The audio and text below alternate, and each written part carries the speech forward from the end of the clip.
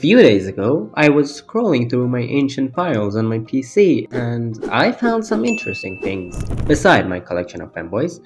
And it was my old programming projects from my school days, and one of them happened to be a calculator written with C Sharp. To be fair, making a calculator is one of the first steps of anyone's journey in programming. It's like those, first steps a baby takes for the first time, and all of us do have the same experience. But you're not here to see a baby walk.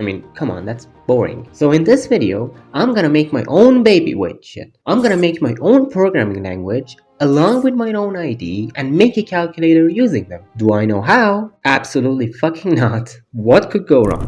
Just to know, this whole thing is gonna be based on Java, so it's only fair to have a little history lesson of it, shall we? Java is a high-level object-oriented programming language developed by Sun Microsystems in 1995, led by James Gosling. Gosling? Really? Initially called Oak, it was designed for interactive television but proved too advanced for the technology of the time, and it was later renamed Java, inspired by Java Coffee, as the logo suggests. The language was created to be platform independent, enabling programs to run on any device with Java Virtual Machine. This concept of write once, run everywhere became one of Java's core strengths. Its popularity grew rapidly, becoming widely used in web applications, enterprise systems, and Android app development. In 2009, Oracle Corporation acquired Sun Microsystems, taking ownership of Java. Today, Java remains one of the most popular programming languages worldwide, powering millions of applications across various domains. Now, I, as a Java programmer, do have some knowledge of this language, but not enough to make my own goddamn one. There's a lot of walls that I have to destroy to achieve what I want. I have to learn a few stuff that I don't know yet, such as HashMap. In Java, HashMap is part of the Java Collections framework and is found in the java.util package. It provides the basic implementation of map interface in Java. HashMap stores data in key value pairs, which means that it is used to store angrity values based on keys.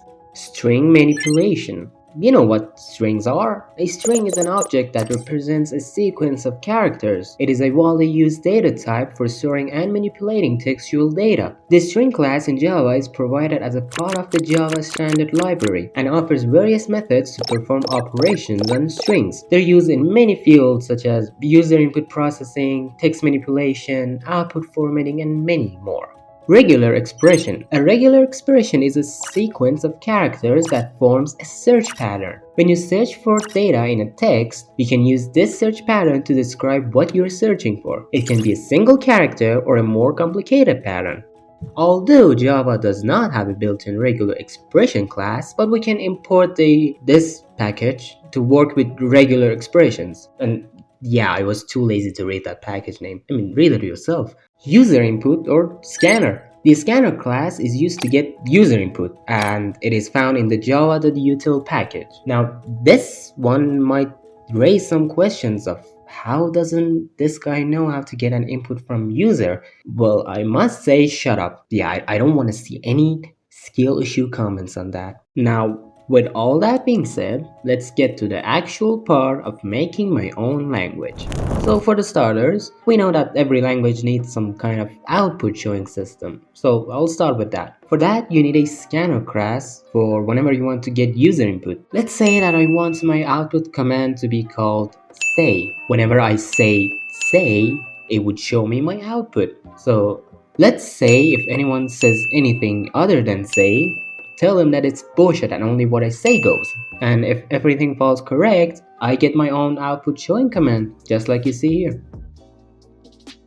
We also need a variable for whatever variable we want to define. So let it be let, literally. The way it works is you say let and then the name of the variable like x, y, a, b, 9, 11, whatever. And then the value. Then you use say to call that variable, and that's it.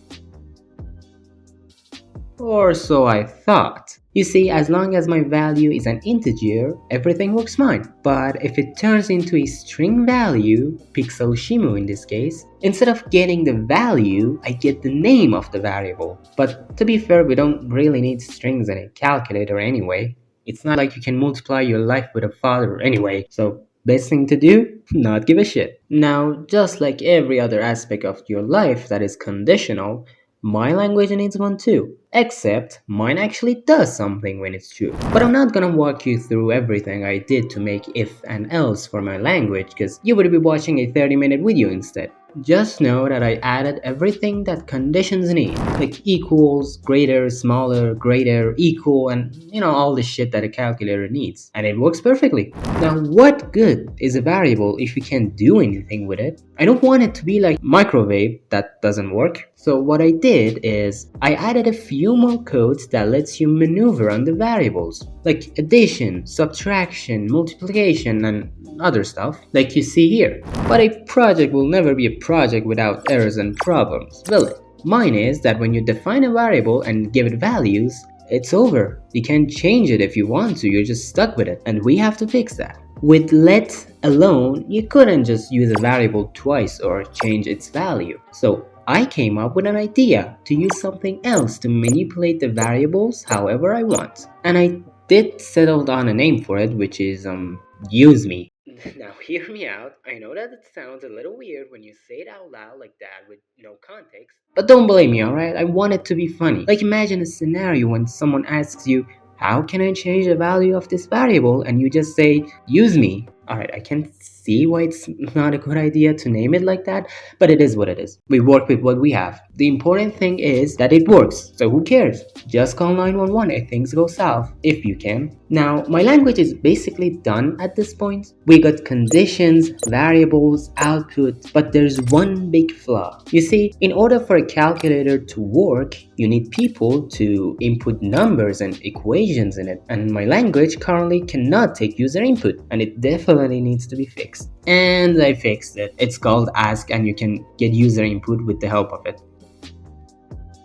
Yeah, you're welcome. And here's my programming language.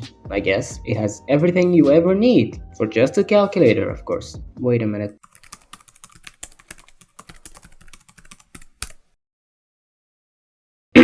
You saw nothing there. You're gonna forget whatever you saw, trust me. Now that I have my own IDE that only I myself made, it's time to finally make that goddamn calculator. And there you have it. A calculator made with my own language, in my own IDE. What more could you ask for? Alright, now that I'm done with this whole thing, I keep asking myself, what was the whole point of this? I mean, sure, I do have my own language, but why? To do what? Oh, and before I cry, if you want to see the source code for this whole operation, you can find it in our Discord channel, which is in the description. Feel free to crash yourself there. We're giving everyone cookies, please. Fun fact that this language that I just made is somehow ended up faster than Python. And people will still wonder why I wrote a whole fucking diss track on Python. Because it's shit, dumbass. And do subscribe if you enjoyed this video. A like would also work as a treat. And stay hydrated. Drink a lot of water. It's good for you, trust me. And I'll see you in the next video. Bye bye.